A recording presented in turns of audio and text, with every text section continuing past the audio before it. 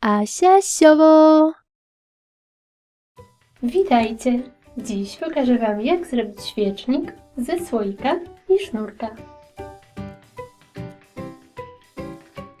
Szczegółową listę wszystkich potrzebnych przedmiotów znajdziecie w opisie tego filmu. Potrzebuję 2 kawałki sznurka o długości około 80 cm. Składam je na pół. Krzyżuję.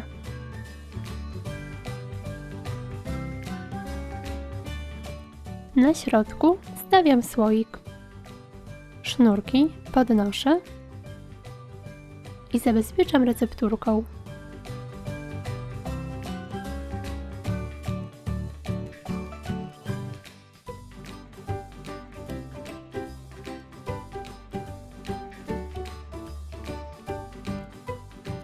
Wkładam je do słoika.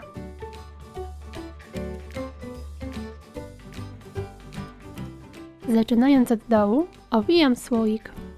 Robię 6-7 rzędów.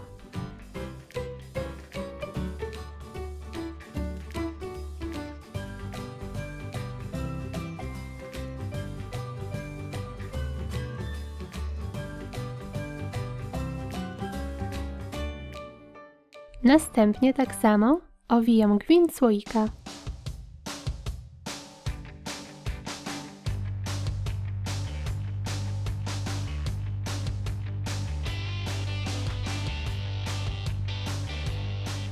Usuwam recepturkę.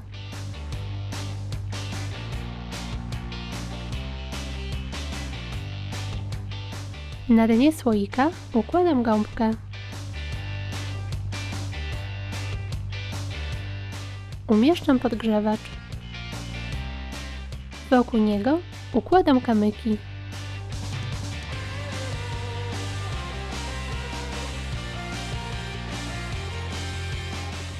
I gotowe! Taki świecznik to bardzo szybka i prosta dekoracja. Możecie go zawiesić na balkonie, w altance, na tarasie czy w ogrodzie. Jeśli filmik Wam się spodobał, zostawcie łapkę w górę. Pozdrawiam! Pa, pa!